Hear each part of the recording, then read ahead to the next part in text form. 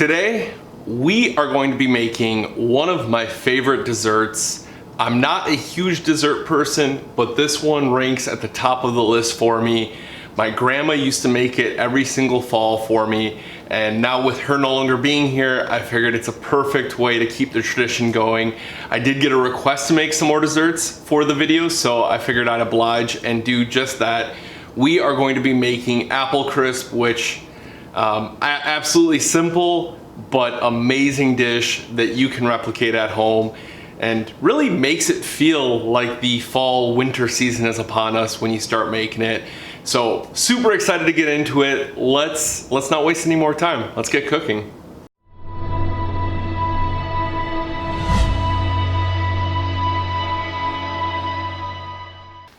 The first thing we're going to want to do is to get the apples prepped to go into the dish. Now, my personal preference is to peel them.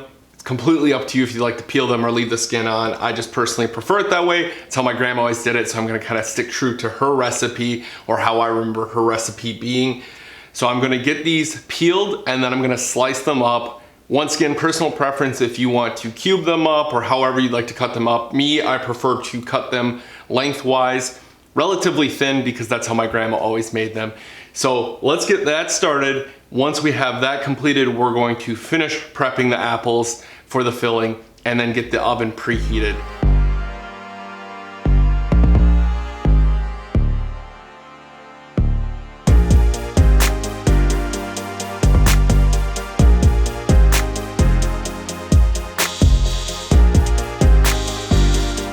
Now that we have the apples cut up thin where we want to, what I'm gonna do is I'm gonna take my 1.5 teaspoons of lemon juice and pour it over the apples. I'm gonna give this a little toss with my hands.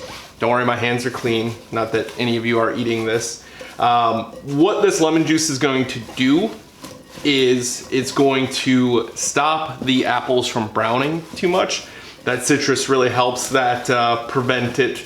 You know, not that it's gonna change the flavor at all, it just, from an aesthetic look, it doesn't look as great. So we got that tossed in there. And then what I'm gonna do is I'm going to take my 1 tablespoon of flour, mix that with my 3/4 teaspoon of cinnamon, and my 2 tablespoons of sugar.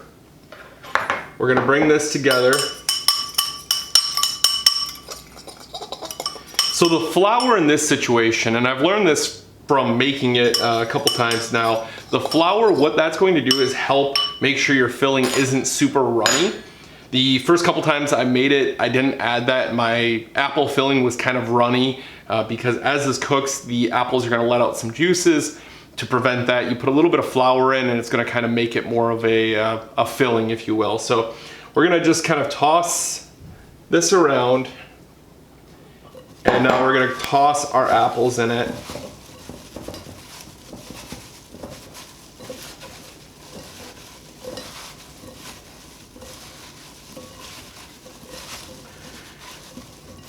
Try to get it as evenly mixed as possible.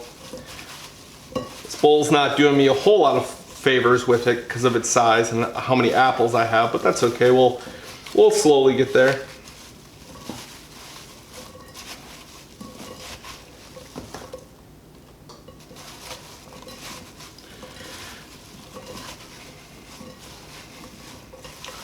All right, perfect. So we got this mixed together. We're gonna set it aside. Let's get our oven preheated to 350 degrees. That way, by the time we're done with the actual topping for the apple crisp, our oven's gonna be preheated and we can just get it in the oven without having to wait around.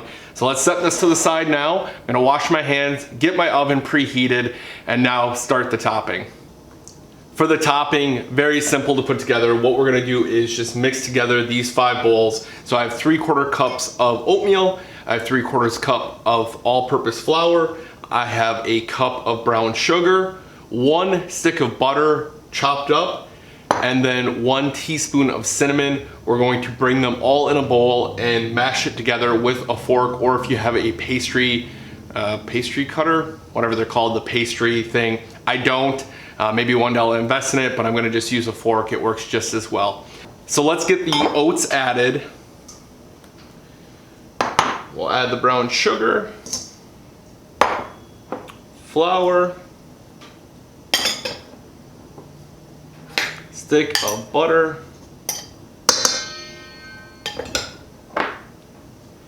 teaspoon of cinnamon, and then the last thing I'm going to add is just a pinch of salt. Using a fork, just kind of mash it all together. But you just really want to mash it all together. Get that butter kind of broken down. It's not going to be evenly mixed in, but just broken down enough that it kind of makes a crumble.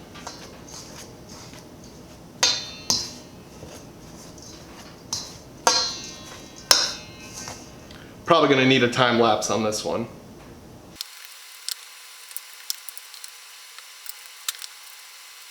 So there still are a little bit of clumps of butter in there. That's perfect. That's exactly what you want. It's not going to be all incorporated, but you just kind of mix it up enough. That way when you're sprinkling out over top, that butter is going to break down and help with the golden brownness. We're going to add the apples to the bottom of our pan.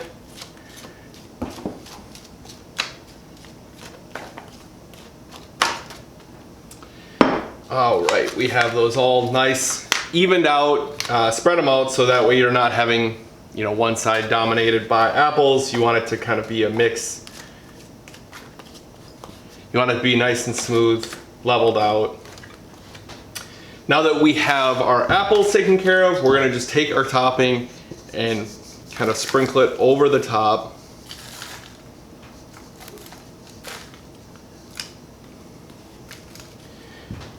Do the same thing, just level it out.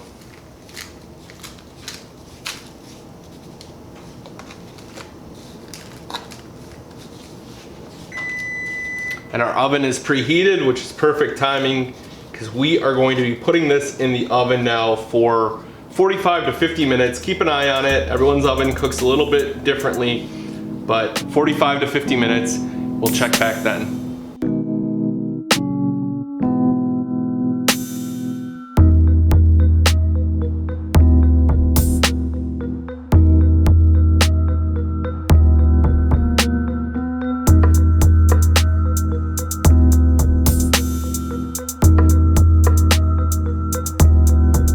I just pulled it out of the oven. It cooked for about 50 minutes.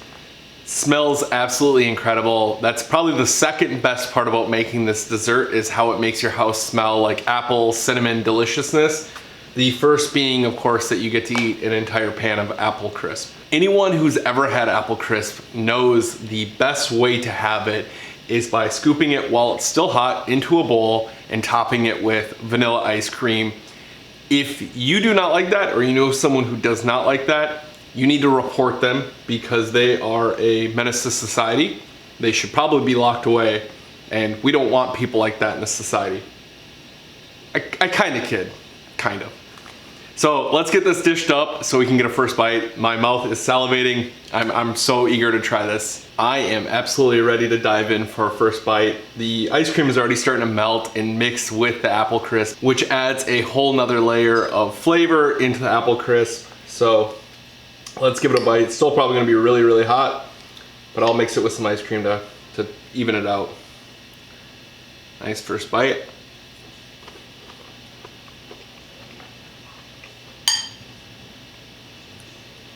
Wow. The oats are still crunchy. The cinnamon hits you. The apples are still crispy, which is good. You don't want it to be too mushy. Then the vanilla ice cream just brings it home. Man, it brings back good memories of eating this every fall at my grandma's house and having her make it for me, which I think is the beautiful thing about cooking, is that it can bring back so many memories that you have, especially with loved ones that might not be with you anymore. So